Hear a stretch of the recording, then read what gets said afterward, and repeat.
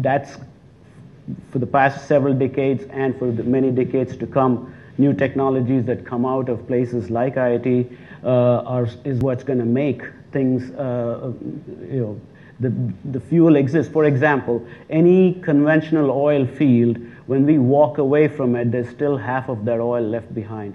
That remaining half is just too difficult to extract economically. But if a new idea comes along that we're able to get after that oil and leave maybe 20% of it behind or 30% of it behind, that bar is going to continue growing. Deep water technologies, before we used to be able to develop offshore fields that were in 100 to 200 feet of water. Today we're developing oil fields that are in 10,000 feet of water. And that's because of technology. It's because of offshore platforms. It's because of mooring technologies, because of the ability to drill in that kind of water, to position using GPS and other stabilizing devices, drilling rigs and so on, to hold it in place, to drill. The technology is just continuously improving. You don't often think of the oil industry as high-tech. It's often associated with places like Apple and Google, etc.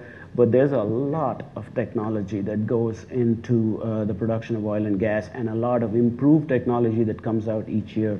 So still plenty of liquid resources left.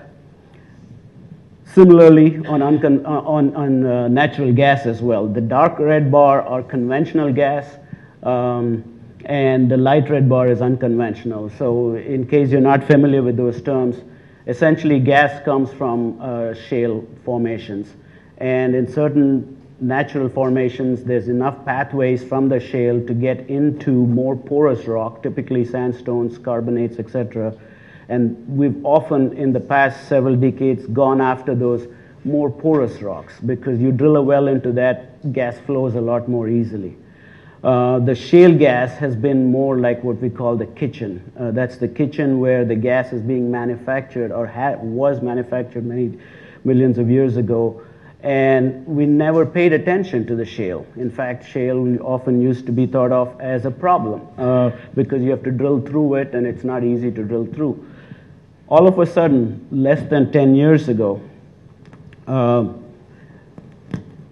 technology, give me a second please, to extract the gas from the shale itself has become economically viable. You all have heard of fracking, hydraulic fracturing of shales, and the ability to drill long horizontal wells. The amount of contact you provide between your well and the rock formation through these the hydraulic fractures is directly proportional. The productivity of the well is directly proportional to the amount of contact you provide. So the technology around drilling and fracking has improved significantly over the last decade or so, to the point where we're now able to go after that tight shale. Just to give you a feel, the permeability, which is measured in a unit called Darcy's, of a carbonate or a sandstone are in the millidarcy range. Permeability of shales are in the nanodarcy range, so about 1 million times tighter. Yet, we're able to drill wells into those formations, provide enough contact area for the gas to flow, and as it turns out, the world has tons of this shale all around, everywhere. And it's often the fact that you didn't have the less porous formation close by that to move the gas into that a country's resource of gas has been measured on the basis of that. But now if you start to think of the resource of gas as including the shale gas, the picture changes completely. Gas prices, natural gas prices in the US have been really depressed over the last several years. They're about $3 to $4 a KCF. Used to be as much as 10 at one time. The big reason for that is that explosion in the light red bar at the top there. There's so much gas that's coming on stream now. Supply and demand is playing its way out, and it's now dropped significantly. So it's not only plentiful, it's cheap. So that is going to revolutionize the gas part of the equation. And then, as we showed in a few slides earlier, the connection between gas and electricity generation, we're expecting that gas is going to take over from coal as the fuel of choice, both because it's plentiful, it's cheap to extract, and from an emission standpoint, it's a much better solution than coal is. Sorry. Let me skip that part of it. So, pretty close. I think that's my last slide. This is a really interesting picture when you look at how the world's energy demand has been met. The left-hand side of the x-axis is 1800. So from 1800 to 2040, where you started with biomass, which we all know as wood. So back then, wood was the source of fuel, and even when I was growing up, wood was the source of fuel. Charcoal was the source of fuel. And then we got kerosene. This is in my lifetime. Kerosene was a huge improvement. And then came along these red cylinders of LPG.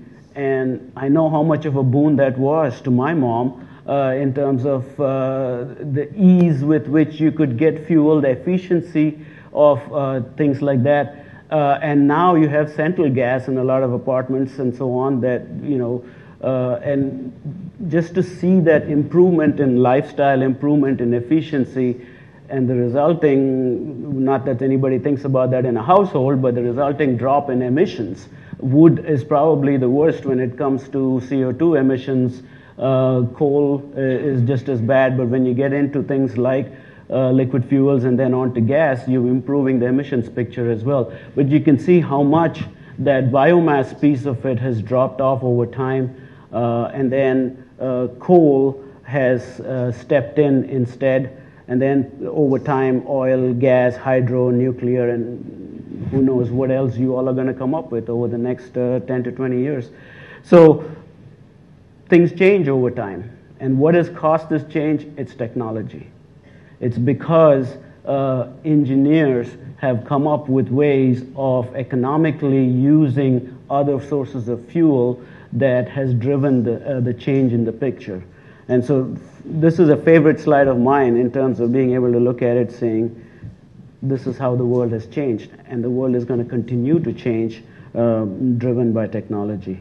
So that, as I mentioned, is my last slide. I've got a few other backup slides if I need to answer any questions. So the bottom line message I want to leave you with is, one, it's a fundamental right of every person to improve their lot in life, improve their living standards. You cannot take that away. That takes energy, though. And with the increase in population and the increase in living standards for everybody in that population, the amount of energy that's needed is going to grow by 40% between now and 2040.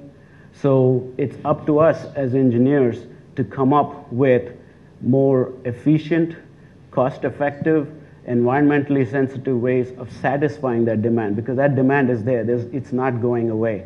And so it's up to us now, and it's not going to be driven by government mandates. It's not going to be driven by activism. It's going to be driven by each of you making an individual choice on how you choose to run your life.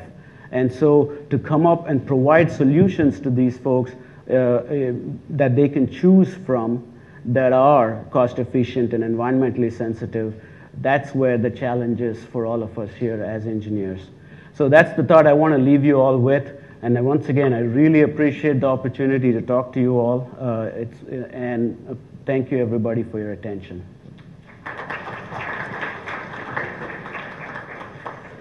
So I'm happy to answer any questions if there are. Yes, sir.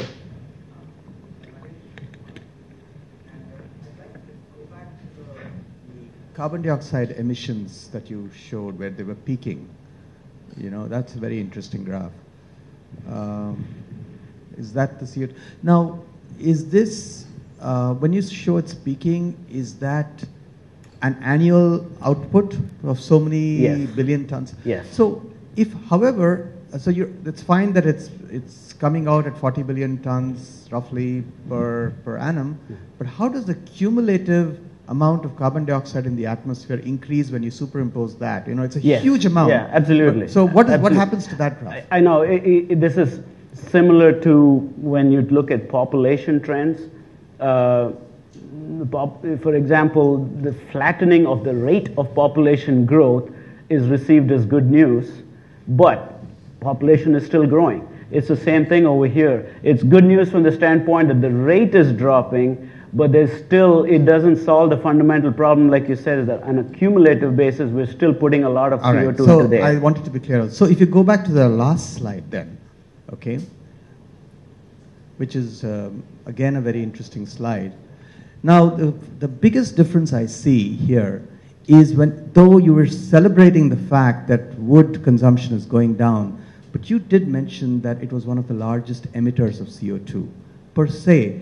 But I think wood is the largest neutral emitter of CO2 because... Oh, I see what you mean. Yeah, yeah, because everything else adds. Wood simply is a carrier of solar energy. You're recycling it, as it were. So I think it's a very important difference that we need to actually pull out of this whole thing. This is the key difference, all right? Yeah. So I don't know if you take that into your account. Yeah. But I think it's an important differentiation. Sure. Because wood simply acts as a battery that conveys solar energy in a storable form and back again. The renewable aspect of that is a key part of it. No, that's a good point. That's a good point. To the extent that you can scale that, I mean, we all can remember times when it's not easy finding the wood to satisfy that kind of demand. But if there is a way of harvesting that, there's no doubt, I fully agree with you that it is from a conveyor standpoint, it's different from the other ones. We're essentially depleting millions, fuel that was generated millions of years ago when we used coal, oil, and gas. There's no... Right. Exactly. So you have to factor that into the picture. I agree. That's a good point. It's obviously not going to be highlighted and projected by conventional energy, but I still think that it's an important... Yeah. No, that's a very good point. Yeah. Yes, sir. Hi, that was a very informative talk. Thank you for that. I just want to know that, you've mentioned that we are moving away from what was previously considered uneconomic energy.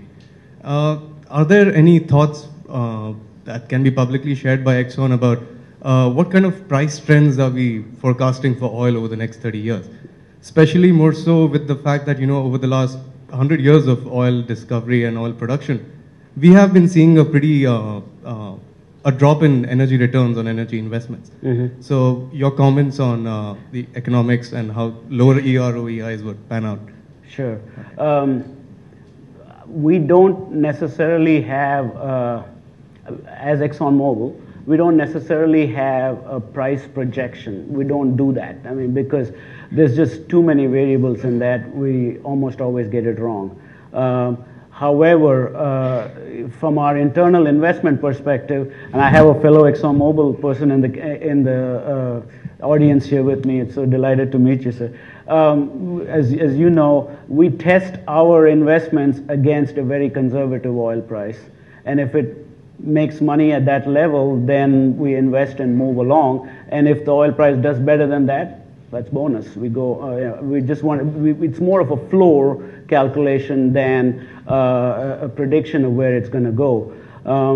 Now, having said that, there is no doubt that there is a correlation between the amount of remaining volumes of fuel left and what the price of that fuel is going to be.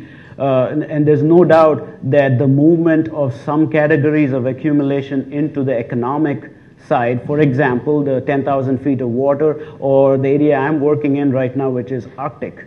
I've been working more as a reservoir engineer, as my bio says. which is primarily prediction of oil and how it's going to flow. But now, for the last year or so, I've been working more on the economic side of things, and it's incredible to see how expensive it is to develop fields in the Arctic. I mean, we're talking in the northern slope of Alaska, in the Kara Sea in Russia. There's a tremendous amount of technology, and why are we doing that? Because there's a price that's supporting it now. So as the price gets better compared to, say, $10 a barrel of oil, $40 a barrel of oil, we're 80 to 100 right now. Suddenly, all of these accumulations become attractive, and we start to add that to the resource pool, and we start to go after it. Implied in it is a belief that the oil price is probably never going to drop back down to the 10 or the 40 level, otherwise we're not going to be putting in. See, one of the key things about developing oil and gas fields is that A, they take billions of dollars, and your return on your money comes out over the next 40 years. So you have to essentially have good prices all through those 40 years in order to make a decent return on your money. So it's a huge risk that every company is taking. It isn't just us, it's all of the energy companies. So there is an implied faith that you're never going to get down to those low levels when we start to invest in places like the Arctic and deep water. But other than that, we don't really forecast trends. I mean, there's so much speculation that goes into driving and political events, etc. Who can predict any of that? So we don't even try. So, good question, though. Yeah.